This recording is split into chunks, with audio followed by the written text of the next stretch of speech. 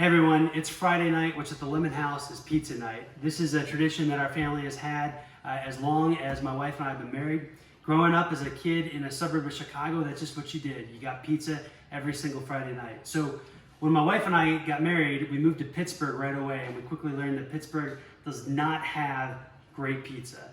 So we did what any normal young married couple would do. We started making our own. And that's evolved a lot over the years, and we've got kind of our own recipe, and I'm going to show you exactly what we do today. So real quick, I'm using a mixing bowl, and the most important thing is a scale, because everything we do is by measurement. So I'm going to start off here, and I've got some lukewarm water, and I'm going to put in 372 grams.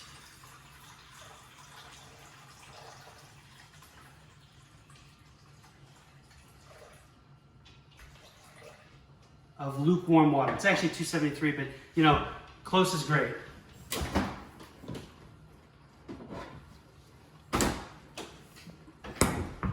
Next up is yeast.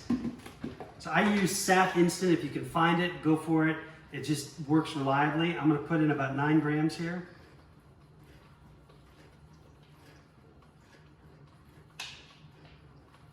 All right, next up is olive oil. We're going to do 18 grams of this.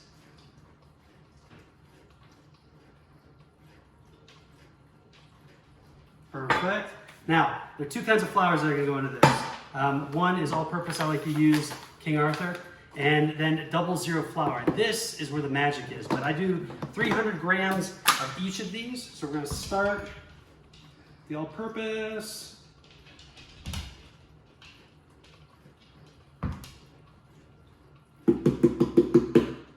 Right? It's just about the right amount. Now I'm going to put in some 00 flour. 00 flour is a little finer than all-purpose. It's got a higher protein content too.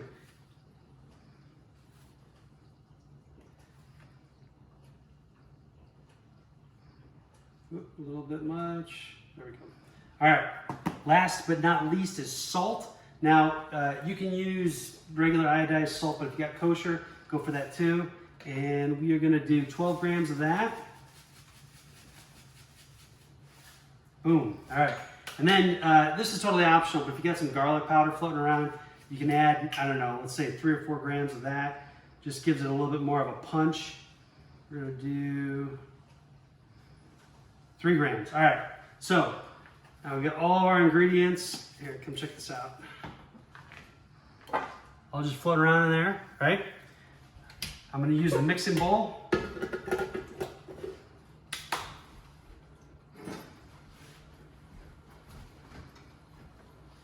And my bread hook. Lock that bad boy in place. Going to start at 1, slowly speed it up to 2 as it incorporates. But we're going to do probably, I don't know, 7 or 8 minutes mixing up, and we're going to get a nice dough, and we'll come back to that in just a minute. All right, we've been letting this thing go for probably about 8 minutes now. So I'm gonna pull it up. You can see, look at that. Oh, this is beautiful dough. It smells good too. So I'm gonna use my, my handy spatula, get it off the hook. We wanna get as much of that dough as possible.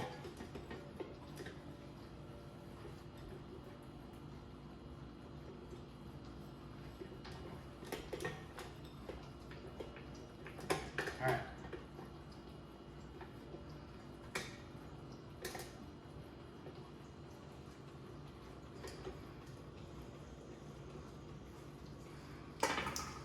Okay, so this is what we got, right? Looks good. It's nice, pretty dough. And I'm gonna set that right here. What we're gonna do is I'm going to make it into balls, about even. So this is enough dough for 2 pizzas. And then we're gonna put them in the fridge. The reason we put them in the fridge is it will cause the dough to rise a little slower. And the more time that dough takes to rise, the richer the flavor of the dough is, and that's what we're going for. So it's about 11 o'clock. I'm planning to cook at about 5. I could have made this a little earlier. Just depends how the day shakes out. All right, so first, we'll take a little bit of my all-purpose flour. I'm gonna just sprinkle it out. See, got there, nice clean work surface, so that as I pull this dough out of here, it doesn't stick to anything.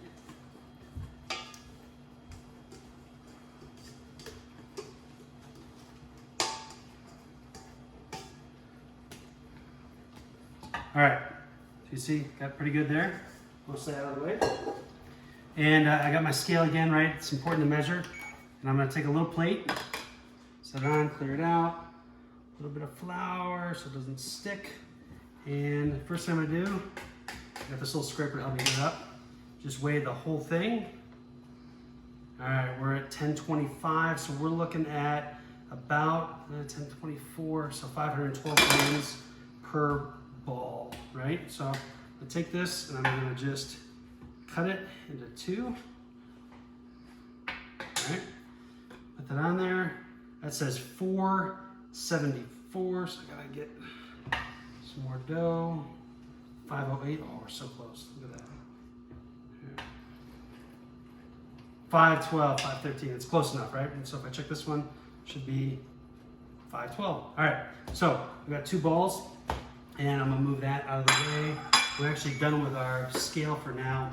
We've got 2 plates here. So I'm gonna take some all-purpose flour and just sprinkle it on. You don't want too much, right? Because a lot of this is going to wind up in the dough, and you don't wanna throw off the hydration, which is the amount of water that's in it, right? And so this dough is probably about 70% hydrated, which means it's the ratio of water to flour, and the more water, hopefully, the bigger the bubbles, and that's one thing that I like. So I'm gonna take my dough, and I'm gonna just pull it over itself like this, right?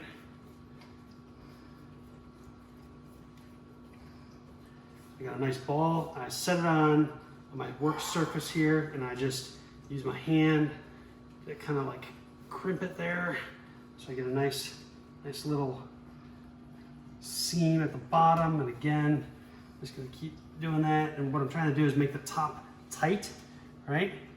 So here we go. That looks like a nice little ball of dough to me. And then what I'm gonna do is I'm gonna just take some flour and dust it.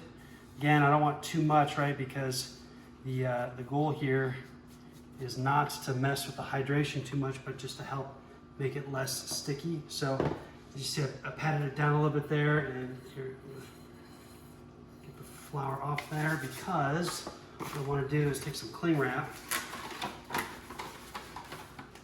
I'm terrible with cling wrap, so if this doesn't work out, it's because I normally delegate this to my better half.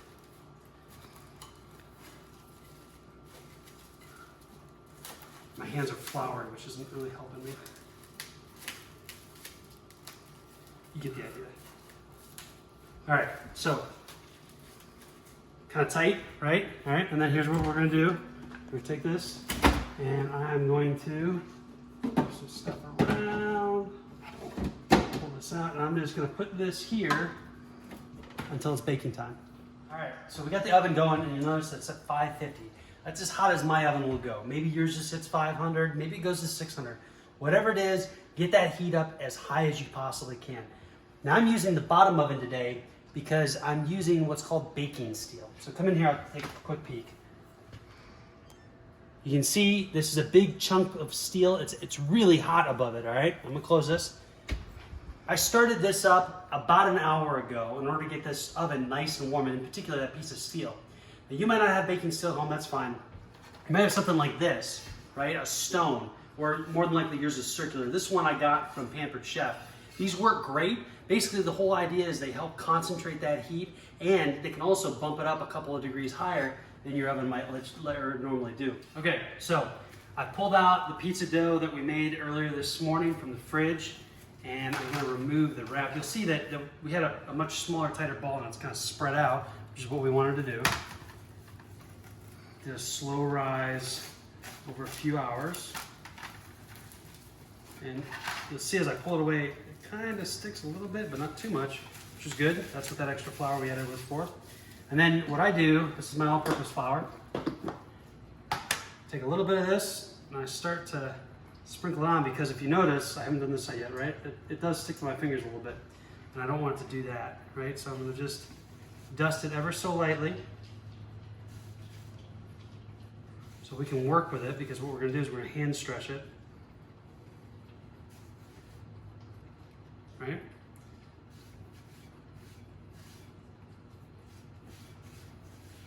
All right, so I can kind of get my fingers up underneath it, pull it up, all right? Get it off that plate. Then I take it and I just kind of dust some of that stuff I just added off, because again, I'm not really wanting to add a lot of extra flour. I'm just helping so I can work with it a little better. All right, now, top side is down right now, okay? And I'm gonna use this flour. Just come here, take a look at this. This is semolina, right? So you notice a little yellow, it's different. It's got a gritty feel to it.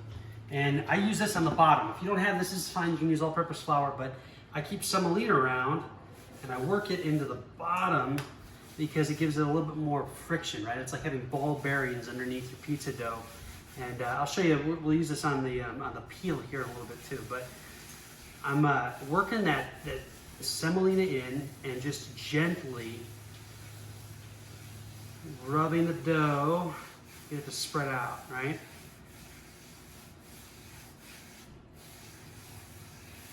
And we're just gonna keep doing this. Using that semolina to work it out, right? Make it a bigger disc. Now you could just like squeeze it out and stretch it, and what would happen is all that air that's in there, we want that air, would be gone. So that's definitely not what we're going for, right? Because the whole reason we're using a high hydration dough is to get some bubbles. All right, now I'll put just a wee bit of flour again on the top, just to keep it from sticking, and I'm gonna start to just pass it between my hands. Very soft and rubbing it again. And just try and get it to stretch. This is a slow process, that's okay. You see my thumb kind of pulls out, right? Help get that dough get bigger. You can kind of see here we're going slowly but surely getting to be a bigger pizza pie. I'm gonna add a little bit more here.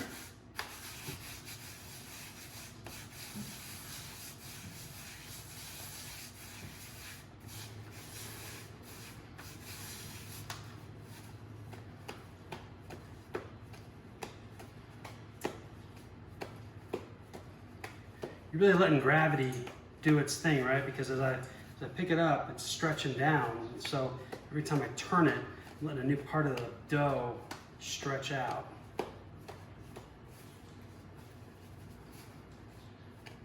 Again, this is hand stretched. You know, we're not squishing. We're rolling it out with a pan.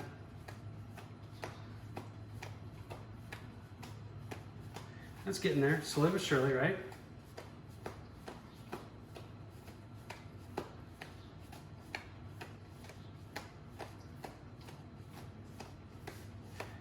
The trick is to not go too fast, because if you go too fast, you wind up with really thin parts of the dough. All right, see how it's kind of now getting big enough where it's flopping over my hands. Gravity's getting more at play here. And everybody wants to know if they can spin pizza dough in the air. And it's actually not that hard, but it also isn't necessary, as you can see, right? But for those that want to see it, we will spin here in just a minute. Getting it bigger, right? Okay, hold on. There we go. All right, now you can do that a couple times. It just depends on where you're at. You want to get it to the thickness that you're comfortable with. I'm going for about the size of this. We still got some ways to go, right? Nice thing about if you do spin it, again, I'm not recommending you do that because it takes a little bit of practice, is it kind of evens the shape out. So you can see here, we're getting there.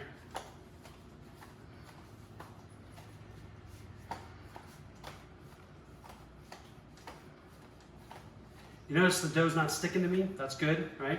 Because it sticks to me, then you're gonna lose your shape and all that good jazz, and I don't want that.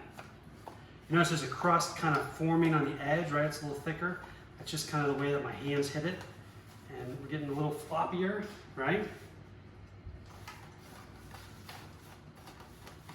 So something to note, the humidity in the air and the temperature outside will impact this a lot, right? And how the dough behaves. So if I had done this on a hotter, humider day, this thing would have stretched out a lot faster. So it's, you know, I gotta understand how dough behaves with the weather.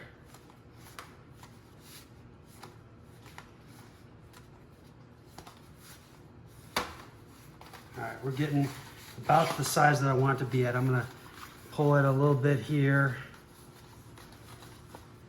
Just kind of help stretch it out.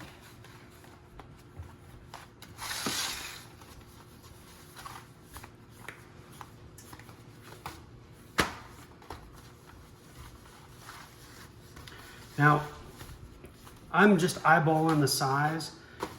If you've got a stone that's circular, you want to make sure you don't get too big. What I'm going for is about that size, right? So I can see, yeah, it's fitting about that. That's about, you know, that's what I'm going to use to assemble it on here. If you slide this around a little, I kind of shrink it. I don't know if you saw how I contract it, because when I'm doing this, it's about as stretched as it's going to get, right?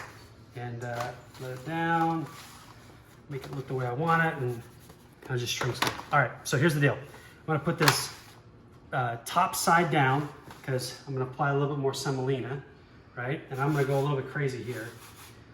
I'm not expecting the dough to absorb this. I want this so it slides around the way that I want it to. All right, check this out. This is my peel. I use this to slide in and out of the oven. And the one I've got has divots, right? So you've probably seen different kinds of peels. I love this one because you can work that semolina into those divots, and it helps move the pizza dough. You know, because one of the worst things that can happen is you're assembling this pizza and it sticks, right? Because as you're applying stuff to it, you're applying moisture. That moisture is just going to go right through that dough, right? And so the more things that you can do to prevent it from sticking, the better. And for me, it's semolina. Some people use cornmeal. That's fine. Cornmeal is a little coarse grain for my tastes. And the other thing about cornmeal is I think that it actually infuses some corn flavor into it. And maybe that's your jam, but that's not mine. All right. So, got my peel. Again, notice, slides, right? That's perfect. That's what we want. Now, I make my own sauce. I'm not going to do that in this video, but I'll maybe do another video with sauce. I'll definitely share this recipe. But I put it on, and depending on who you're making this for, right? Some people like a lot of sauce. Some people like a little sauce. Just depends. My kids are not big sauce people, so we're not going to go crazy on this one. We're making this one for my kids, right? And, you know, some people like a lot of crust. Some people don't. Again, my kids, being quirky like they are not big crust people. All right?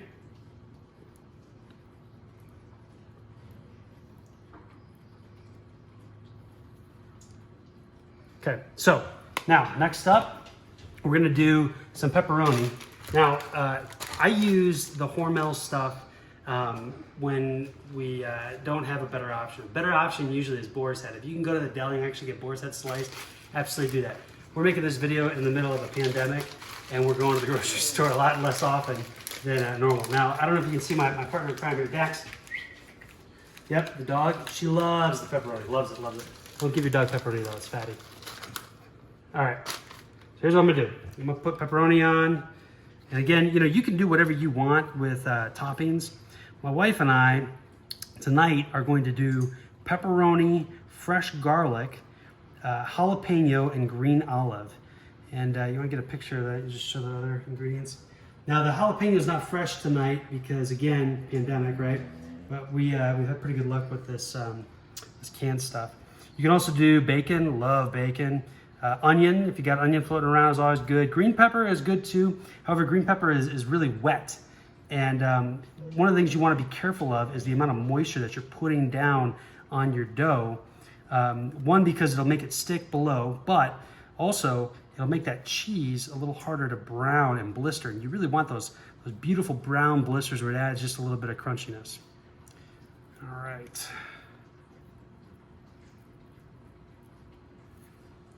Come on, let's get all that pepperoni on there. My kids like pepperoni, so we don't space it out much. You know, if you've got high cholesterol or a little on the heavier side, maybe you want to spread this out in a different way. You know, your miles may vary. There's also a good turkey pepperoni that's made by Boar's Head too. It just depends what you're into. So I got that going. And then, you know, you can use different cheeses, but the most important is mozzarella. Now, you can buy mozzarella already grated in the store, right? And that's fine, except what they do is they treat it with preservatives. And you can actually, like, you can see that it's different, right? It tends to be a little more chalky. And I'm not a big fan of that. So what we do is we get a block and we grate it.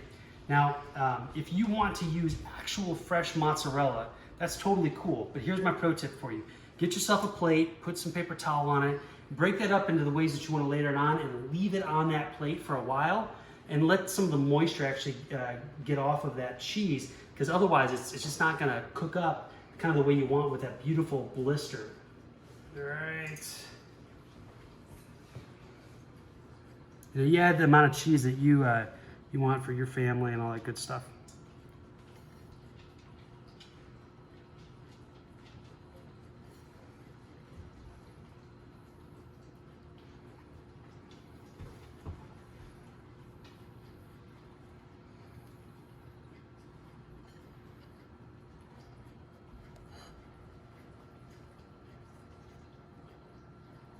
All right, I tap it just a little bit because otherwise it'll slide right off there on you. And you don't want that. You don't want to push too hard though, right? Because you don't want to squeeze the air out of this. The other thing I'm going to do is I'm going to try and get some of the cheese off here, because otherwise I'll dump it right on that baking steel. And that's fine. It just makes it a bit of a more mess to clean out. All right, so the cheese is on there. And now what I do, I take a little bit of garlic salt, right? And I just sprinkle a little bit of it on like that, right? Good. And then I take basil, dried oregano. If you got fresh outside, use that instead. If you don't have the separate ingredients, you can use Italian seasoning. That's basically just oregano and basil as well.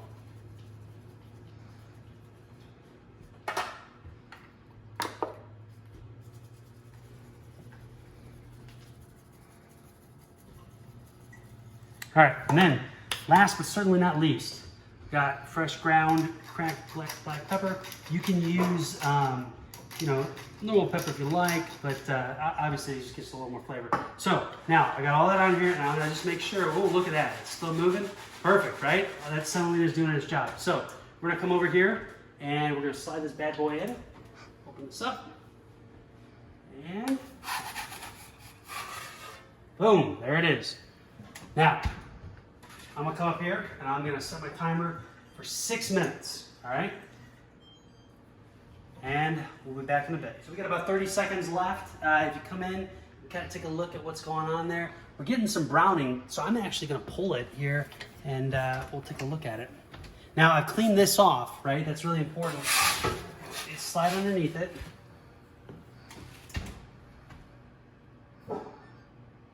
Okay, here we go. Let's put this out here. I'll put it on a cooling rack. Now, sometimes I'll put it on a stone, a hot stone actually, if I want to crisp up the bottom, but the kids like it this way. You'll see that our crust, the yeast did exactly what it was supposed to do. That thing really puffed up. And so we've got the nice blister in here, and we got a couple of bubbles. Those were important if you remember.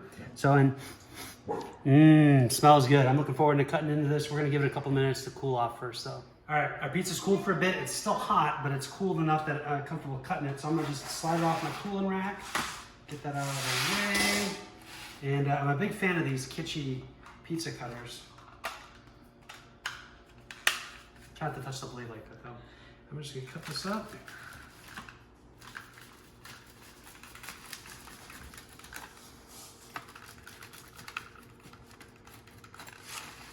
All right, I mentioned that this is for my kids, so we cut this into eighths for them.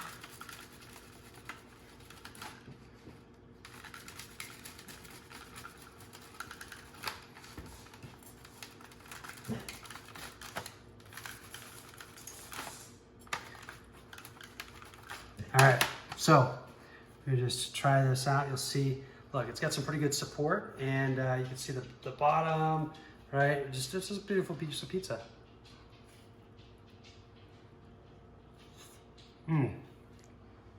That'll do.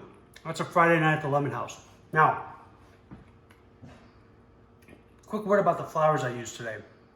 So I used all-purpose and 00 to make the dough. And if you don't have 00 or you can't find it, it's totally fine. You can do this with all-purpose. That 00 gives it some more, like pizza parlor type flavor. So I highly recommend. You can also do it with 100% 00. That's totally fine. If you don't have all-purpose, if you got bread flour, it's also fair game. Again, that's just gonna be a little more chewy. I mentioned my semolina, right, that we used on the underside. If you don't have that, totally fine. This recipe can be simple. You don't have to make it complicated, so give it a shot. Thanks. Thanks for checking out my video. I appreciate it. If you could possibly humor my sense of vanity by hitting the little thumbs up button, and if you really want, you can subscribe to my channel too. Also, don't forget to check me out at stanlemon.com. Thanks.